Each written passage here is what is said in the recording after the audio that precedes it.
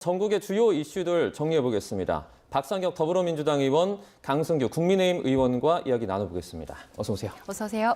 안녕하세요. 안녕하세요. 박상혁 의원입니다. 자, 정부의 세 번째 부동산 대책 발표 이후에 그 논란이 아직까지 좀 사그라들지 않고 있습니다. 오늘 이기현 대통령실 홍보소통수석은 최근에 정부 부동산 대책과 관련해 시장 반응과 민심을 묻는 질문에 이렇게 답했는데요. 듣고 오시죠. 일부 불편이 있는 거는 좀 불편이 일어나고 있는 거에 대해서 송구하다는 말씀 먼저 드리겠습니다. 예. 부동산의 폭등이라는 게 미래의 재앙이 될 수밖에 없고 네. 이거를 방치했을 경우에는 더 큰 문제가 될 수 있기 때문에 고육지책이었다 이런 말씀 드리고 싶습니다. 네. 근데 잘못도 알려져 있는 부분도 있는 것 같습니다. 생애 최초의 LTV, 그러니까 담보인정 비율은 여전히 생애 최초의 거는 70%를 유지를 하고 있고요. 네네. 또 15억 이하 아파트는 최대 6억의 대출이 현재도 가능하다는 점을 좀 강조해 드리고 싶습니다. 네. 자, 이수석의 발언 듣고 오셨는데요. 자, 요약을 조금 해보자면 이 부동산 대책은 고육지책이고 뭐 주거의 사다리를 걷어찬 건 아니다. 이런 취지로 들리죠. 예, 뭐 지금 홍보수석이 얘기한 것처럼 여러 가지 부동산 관련된 발표로 인해서 현실적으로 뭐 불편이 발생한 부분과 관련되어서는 정책 당국에 있는 사람으로서는 뭐 송구하다는 말씀 좀 적절한 표현인 것 같고요. 네. 그럼에도 불구하고 지금의 부동산 상황들은 최초로 보면 오세훈 시장이 토어제를 해제함으로 인해서 발생한 것들이 계속 확산된 것들 측면들이 있고 이 부분을 해결하기 위해서 불가피하게 여러 가지 좀 조치들을 취했던 상황들도 있습니다. 네. 그럼에도 불구하고 이 현재의 여러 가지 부동산 대책으로 인해서 근본적으로 주택을 구입한 분들한테 나타날 수 있는 여러 가지 상황들, 뭐 이런 부분들에서 좀 잘못 알려진 부분들에 대해서는 예. 또 홍보수석이 좀 설명을 한 것 같고요. 저는 부동산 문제는 어떤 특정 시기에 특정한 사람들로 인해서 발생한 문제는 아니거든요. 네. 우리 사회가 축적되어 온 과정, 또 재산 형성의 과정, 그리고 수도권에 집중된 상황들, 이런 것들이 다 총체적으로 다 연결되어 있는 문제라고 생각합니다. 그래서 지금 여러 가지 논쟁을 펼치기보다는 여야 간에 조금 이런 문제들을 어떻게 해결할 수 있는지에 대해서 조금 지혜를 모으는 것이 오히려 국민들한테 정치권이 가져야 될 좀 도리가 아닌가라는 생각이 들고요. 그러다 보면 그 안에서 여러 가지 취해야 할 정책들도 저는 충분히 있을 거라고 생각합니다. 네. 네, 그런 부분들로 좀 모아나가는 것이 타당하지, 뭐가 잘못됐느니, 뭐가 누구의 책임이 있느니 이렇게만 계속하게 되면 부동산 문제라고 하는 어떻게 아주 우리 사회에서 가장 고질적이고 종합적인 문제를 해결하는데 정치권은 항상 소외될 수밖에 없다라는 생각을 갖고 있습니다. 네. 고육지책이었다는 이규현 수석의 말에 동의하십니까? 민주당과 이재명 정부가 아직도 부동산에 정말 정신을 못 차렸다 이렇게밖에 진단할 수가 없습니다. 이규현 수석의 지금 브리핑을 두 가지 요약되는데 일부 불편하다, 예. 고육지책이다 이러는데 시장에서의 어떤 분노는 왜 민주당, 특히 그 진보 정권이나 민주당에서 저 정권만 잡으면 왜 이렇게 반시장 정책을 펼까? 시장이라는 것은 수요와 공급, 또 그런 부분에 있어서 일정 정도 수요나 공급에 있어서 어떤 시장 기능을 넘는 초과 수요, 초과 공급이 있을 때 규제도 할 수 있고 정부가 조정 역할을 할 수 있는데, 그런 조정 역할이 아니라 시장의 수급 기능을 완전히 망가뜨리는 그런 정책을 폈다. 반시장 정책을 폈다. 거래나 어떤 대출 이런 문을 꽁꽁 거의 잠가버렸다. 이런 부분에 국민들이 과연 투기를 잡으려는 것이냐, 부동산 시장을 완전히 망가뜨리려고 하느냐는 분노를 가지고 있고요. 두 번째 진단은 위선입니다. 그런 부분이 이런 갭 투자라든가 투기 수요 이런 부분이 문제가 되기 때문에 투기 수요를 억제하기 위해서 어떤 갭 투자나 이런 것들을 막아야 되겠다. 뭐 일정 정도 그런 정책이 있을 수가 있죠. 그런데 꼭 그런 정책을 쓰고 나면 그런 정책을 위반했다든지 민주당의 고위 관계자들이 이런 부분을 통해서 돈을 또 벌고 이런 부분에 부동산 시장을 정말 민주당이 말하는 부분 교란돼 있다면 교란의 주범들이었어요.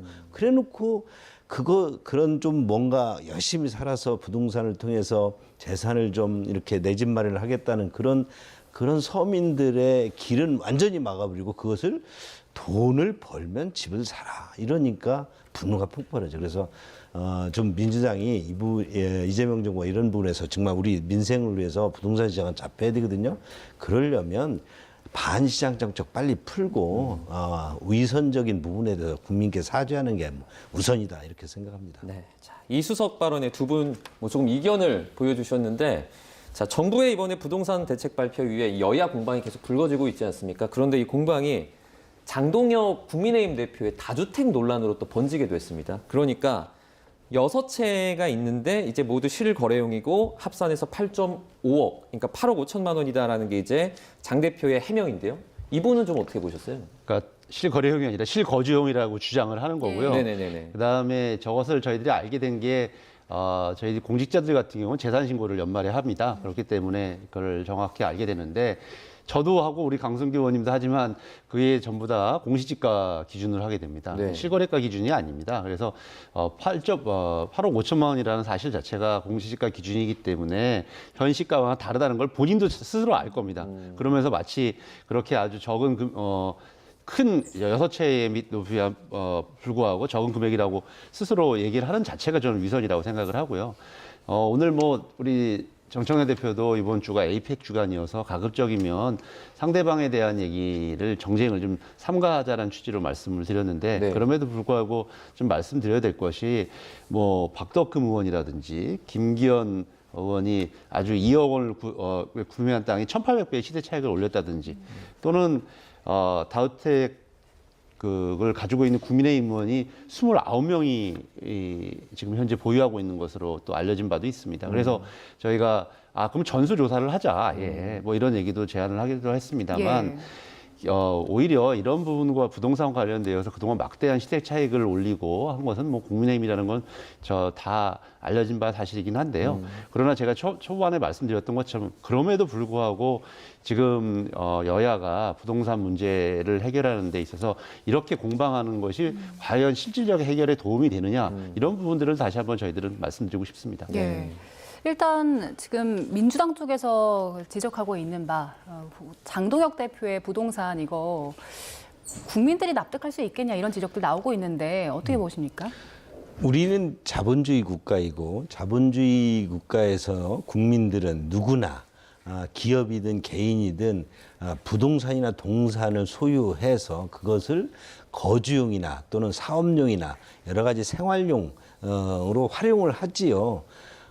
그러나 장동혁 대표가 6채를 가진 것이 적절하냐 마냐를 떠나서 장동혁 대표는 그 부동산을 어찌됐든 거주나 상속이나 어떤 실효적 그 필요에 의해서 거래를 했던 보유를 하고 있는 것이죠. 그런데 이에 대해서 이준석 대표가 아주 적확한 지적을 했던데 마흐마니 벤츠를 타는 어떤 소유주가 살기 위해서 먹고 살기 위해서 장사를 하기 위해서 소형차, 트럭 그리고 오토바이를 가지고 있는 이런 부분을 비난한다고 해서 본인들이 부동산 정책에 실패한 것이 가려지겠느냐는 것이죠. 또 하나 좀 지적하고 싶은 것은 이런 부분 등을 지속적으로 뭔가 덮어 씌워서 문제에 호도를 하려는 민주당의 그런 모습이 좀 안타깝습니다. 저는 부동산이든 뭐든 시장에서 뭔가 시그널이 올 때는 그 시장에 답을 해주는 것이 정책 결정자들의 올바른 자세입니다. 답을 대신에 니네가 이런 것을 해서 부동산 모든 어떤 전수조사를 해서 국회의원들이나 그걸 비판하는 국민들은 국회의원에게 그런 비판을 하라고 했는데 그 비판하는 사람의 화자 입을 닫기 위해서 뭔가 전수조사를 하고 장동혁 대표를 공격하는 것이 과연 이게 국민들이 납득할 수 있겠냐 이런 부분에 다시 한번 되돌아봤으면 좋겠습니다. 그러면 민주당 쪽에서 제안한 그 전수조사 국민의힘 쪽에선 받을 생각이 없는 겁니까? 그런 부분은 소위 물타기를 하는 것이죠. 그 물타기에 왜 저희들이 끼어들어가겠습니까? 지금은 이재명 정부의 부동산 정책의 잘잘못을 따지는 시간입니다. 국민의힘 국회의원들의 부동산 전수조사를 해서 잘못된 부동산 정책이 잡혀지지가 않습니다. 그렇기 때문에 그 부분은 말이 안 된다는 것이죠. 네. 조금 전에 뭐 언급해 주시긴 했는데 민주당에서는 그러면은 뭐 전수조사를 함으로써 조금 더 좀 나은 방향으로 나갈 수 있다 이렇게 판단하고 있는 거 아닙니까? 그러니까 맨 처음 이 논쟁이 시작된 게 그 어떤 정책의 사안에 대해서 적절성을 좀 논하면 되고 또 그 부분 관련돼서 부족하면 채우면 되는 것이었는데 예를 들어서 저희 민주당의 김병기 원내대표가 예전부터 갖고 있었던 주택에 대해서 그게 고가다 뭐 이런 부분들을 관련해 가지고 오히려 조금 전에 강승규 의원이 바로 지적했던 그런 것처럼 예. 전혀 문제의 해결의 본질과는 관련이 없는 그런 부분들로 계속 정쟁화 시켰던 부분들을 스스로 좀 다시 한번 돌아보기를 바라겠고요. 네. 저는 다시 한번 말씀드리자면 지금에 있어서 부동산 우리 대책에 있어서 필요한 부분이 뭐냐. 그런 부분들은 또 한번 논의하고 그다음에 한편으로는 왜 오세훈 시장은 계속 얘기를 하지만 최근에 자기가 얘기한 것처럼 공급 대책이 갑자기 마련되지 않는 예를 들면 계속 뭐 자기가 많은 공급을 했다 뭐 이렇게 주장을 하지만 실제로 최근 다시 시장이 되어서도 서울에서의 공급량이 늘지 않았거든요. 자기가 관련되어 있는 여러 가지 재건축도 하겠다, 뭐 신통 계획을 통해서 하겠다 이렇게 얘기를 하지만 그런 것도 없고 또 특히 윤석열 정부 3년 동안 가장 핵심적인 게 이겁니다. 주택을 착공한 물량이 없습니다. 우리가 항상 이 주택 공급과 관련되어 가지고 여러 가지 있지만 인허가 물량이냐 착공 물량이냐 할 때 사람들은 얼마를 공급했다라고 하는데 대부분이 그것이 인허가 물량이었고 실제로 중요한 거는 착공 물량이 중요하거든요. 공사를 시작해야 이 공사가 끝나고 실질적으로 입주를 하지 않습니까? 그런데 지금 최근 3년 동안 윤석열 정부 3년 동안 착공 물량이 거의 없습니다.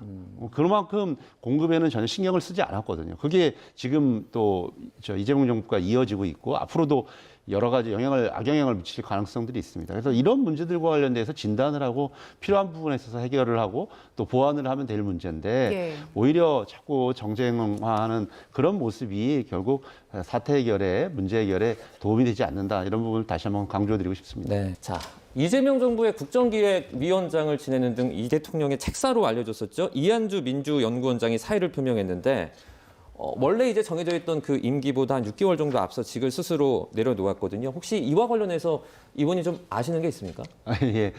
뭐 임기라기보다도 아시는 것처럼 이 뭐 정당에서 이런 정무직들은 그런 임기들이 딱 정해져 있는 것은 아닙니다. 본인을 임명한 사람이 이재명 당시 대표였기 때문에 제가 알기로는 이한주 원장 같은 경우는 정청래 대표가 들어서자마자 계속 자리를 이제 그만두겠다 뭐 이런 의사를 펴왔던 걸로 알고 있고요. 네. 이분이 뭐 결국 국정기획위원장도 국정기획위원장이죠. 이런 것도 맡았었기 때문에 또 그런 부분들 관련돼서 공직을 할 수도 있을 것이고 또 본인이 뭐 개인적인 사유라고 했기 때문에 뭐 그런 부분과 관련된 부분이라고 알고 있습니다. 그래서 오늘 뭐 보도를 보면 부동산 문제 이렇게 뭐 연결하는 것은 좀 시간적으로도 적절치 않고 또 여러 가지 사안과도 관계가 없다 이렇게 좀 말씀드리겠습니다. 네. 이한주 연구원장이 그 국정기획위원장에 임명될 때 부동산 투기 의혹 불거졌었거든요. 그래서 이후에도 최근에 국민의힘은 그 부동산 을사오적 얘기하면서 여기에 이한주 원장도 넣었었거든요.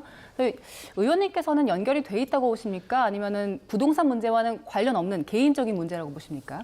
당연히 연결돼 있겠죠. 지금 이한주 원장의 그 국정기획위원장 때 논란이 됐던 것이 두 아들에게 재개발 지역의 상가를 사줬다는 것이고 가족 명의의 부동산 회사를 설립했다는 것이죠. 두 가지 다 사실은 아들에게 재개발 시장의 그 상가 굉장히 갭 투자 가능성이 높은 그리고 또 그 시세 차익을 누릴 수 있는 그런 상가를 사줬다. 가족 명의의 부동산 회사를 설립했다. 이 모두 다 지금 이재명 정부가 그렇게 잡고 싶어 하는 그런 부동산 투기 어떤 요인들이 다분히 있지요. 그런 측면에서 특히 또 지금 부동산 문제가 처음에는 이재명 정부에도 적절하게 적당히 지나가겠지 하다가 지금 들끓는 여론이 만만치 않으니까 수습이 지금 난망하거든요. 그러니까 우선 문제의 원인 지금 부동산 을사오적으로 예. 지목이 됐는데 여하튼 정책 결정자, 기획자 그다음에 이재명 대통령 측근에서 이런 정책을 했던 분들이 가장 먼저 이런 부분에 인사 대상이 되지 않나 이렇게 보여집니다. 네. 자, 이런 상황에서 오세훈 서울시장이 SNS에 이제 글을 올리면서 정부를 직접 비판을 했습니다. 필요하다면 공개 토론도 하겠다 이렇게 말을 했는데 오 시장의 이런 뭐 발언이나 행보 좀 어떻게 보세요? 오세훈 시장이 만나야 될 사람은 김영삼 전 의원이나 명태균 씨 아닐까요? 공개적으로. 뭐 그리고 아시는 것처럼 지난 뭐 얼마 전에 있었죠. 그 토지거래 허가제를 해제함으로 인해서 본인 스스로가 사과도 했었습니다. 이 부동산 문제의 광풍의 또 시작이 됐던 사람이 오세훈 시장이라면 스스로 머리를 어디다 바꾸서 부끄럽고 사과 이런 부분을 해야 될 사람이 지금 이런 뭐 SNS에 올린다고 해서 자신의 잘못이라든지 또 지금 명태균 사건으로 인해서 수사를 받고 있는 문제가 해결되는 것은 아니라고 생각이 들고요. 지금 오세훈 시장이 가야 될 곳은 수사기관이거나 또는 명태균 씨와 오히려 공개 토론을 하면서 그가 과연 어떤 경로를 통해서 서울시장이 됐는지 이런 것들을 스스로 밝히는 게 필요하다고 생각합니다. 네, 오세훈 시장이 비판하고 있는 게 이거 그 주택 가격 올린 게 공급 시그널 없다는 건데 이거 대폭 수정을 해라 이렇게 요구하고 있는 거거든요. 오세훈 시장이 주장하는 것처럼 부동산 시장에 대한 일차적인 책임 그리고 관리 어떤 정책의 총괄을 사실상 해야 되는 부분은 지방자치단체입니다.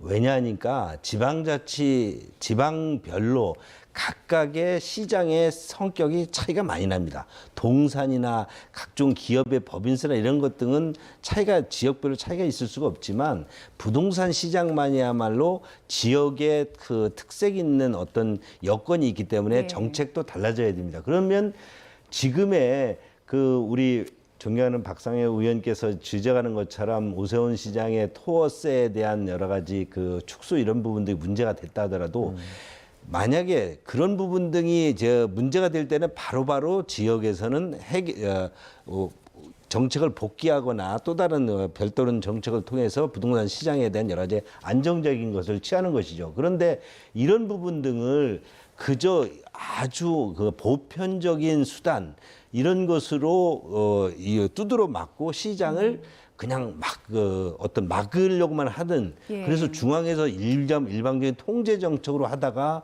지금 이재명 정부나 옛날 또 문재인 정부의 부동산 정책이 실패를 하는 것이죠. 지금 오세훈 시장이 지적하는 것처럼 이런 부분에서는 상당히 지방정부에다가 일임을 해야 되고 큰 정책을 할 때는 지방정부와 항상 협의를 해야 됩니다. 특히 지금 서울과 수도권의 부동산 어떤 가격 상승이 문제가 될 때는 정책을 할 때 시장과 또는 도지사와 협의를 하고 반드시 수급 정책을 같이 병행해야 되는 거죠. 그러나 수요만 틀어먹는다고 해서 될 수가 없고 지금 이번에 실패의 가장 큰 원인들이 지방을 무시한 것이다. 지역의 특수성을 살려야 된다. 이게 꼭 좀 유념했으면 좋겠습니다. 생각하시는 게 그러면 이제 정부가 개입 너무 많이 하고 있다 이렇게 판단하는 그렇습니다. 거죠? 부동산 시장은 지방자치단체하고 협업을 하지 않으면 결코 성공할 수가 없습니다. 예.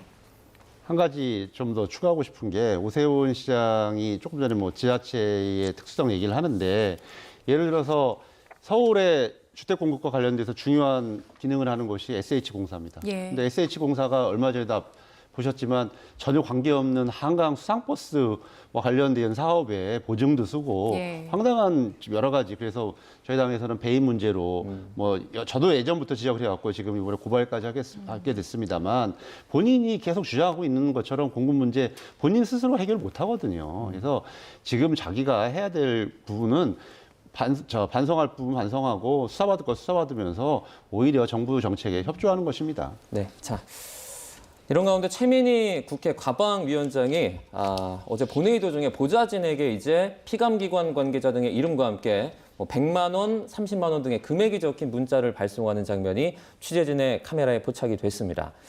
자, 지금 그래픽으로 함께 보시면요. 자, 최민희 위원장 본인의 SNS에 최민희 의원실에서 알려드립니다. 라는 제목의 글을 올렸습니다. 해당 메시지는 기관과 기업으로부터 들어온 축의금을 돌려드리도록 이 보좌진에게 지시하는 내용이라면서 이름만으로는 신분을 알 수 없는 경우 등이 있어서 추후에 확인이 되는 대로 반환을 할 예정이다. 이렇게 밝혔습니다. 자, 하지만 국민의힘에서는 뇌물죄까지 거론하면서 즉각 과방위원장직을 사퇴하라 이런 목소리가 나왔는데요. 송원석 국민의힘 원내대표 목소리 듣고 오겠습니다. 자녀의 결혼식 날짜를 유튜브 보고 알았다고 주장하시던 분입니다. 그런데 사진에 나온 걸 보니 축의금을 누가 냈는지 얼마씩 냈는지 아주 꼼꼼하게 확인하고 계시더군요.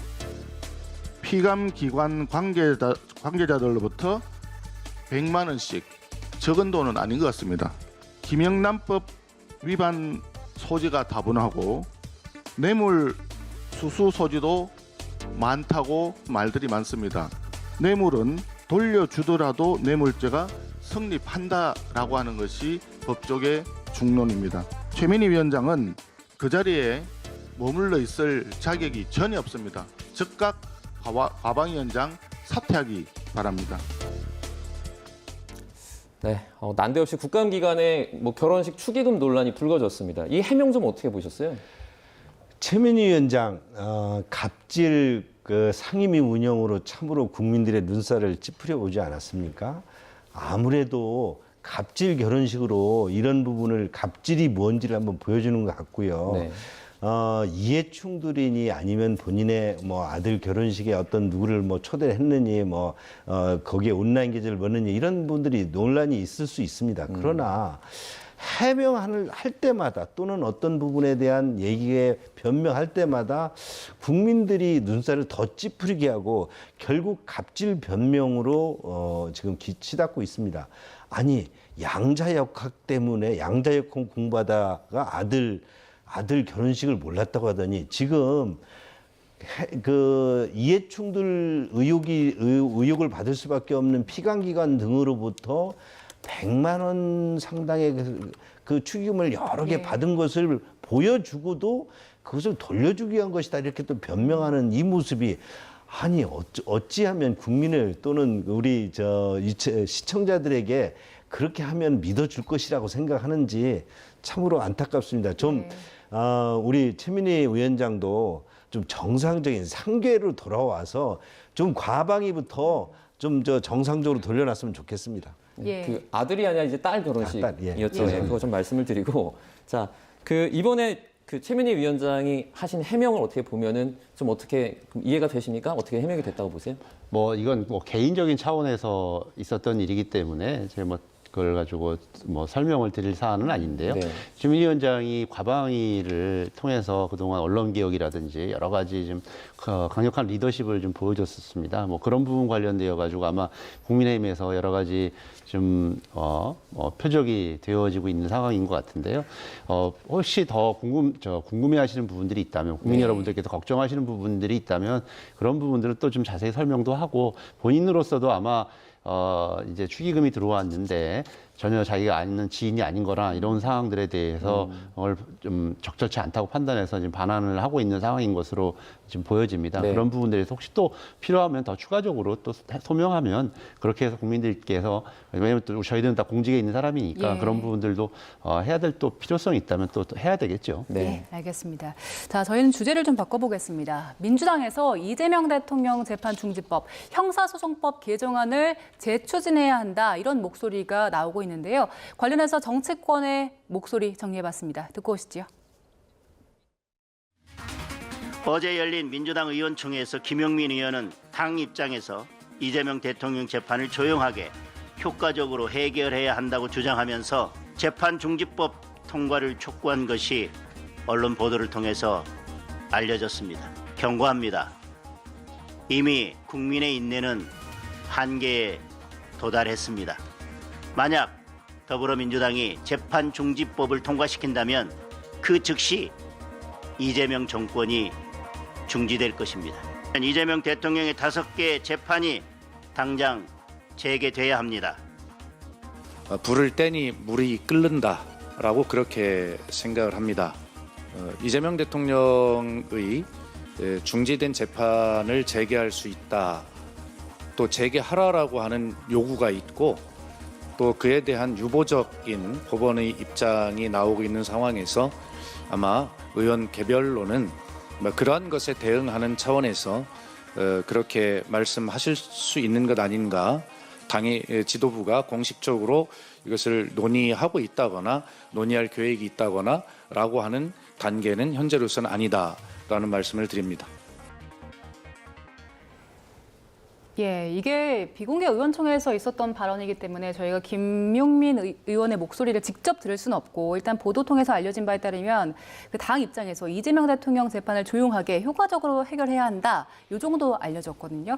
의원님 그 현장에 계셨죠? 예, 뭐 현장에 있었습니다. 그런데 그 정확한 취지는 조금 전에 자료화면에 나온 것처럼 저 박수현 수석이 얘기를 하고 있는데 저희는 이번 국정감사를 보면서 이 법사위에서 상황 중에 굉장히 좀 위협적이고 다시 지난 5월 1일 조희대 대법원이 이재명 당시 후보를 제거하려고 했던 그런 상황들이 다시 연출되는 것이 아닌가, 그런 상황이 다시 발생할 수 있겠구나라는 상황을 저희들이 목도하게 되었습니다. 지금 국민의힘 송석준 의원이 질의를 하니까 법원 관계자가 재판을 뭐 이론적으로는 가능하다라는 취지를 했고 또 장동혁 대표는 여러 차례에 걸쳐서 지금 방송과 같이 재판을 재개하라 이런 얘기를 했는데 이와 관련되어서 법원의 답변들이 굉장히 유보적이었습니다. 이미 명확하게 우리 여러 가지 이론이라든지 또 뭐 여러 가지 상황들을 보면 재판을 할 수 없고 해서는 안 된다라는 것들이 확립되어 있는데도 불구하고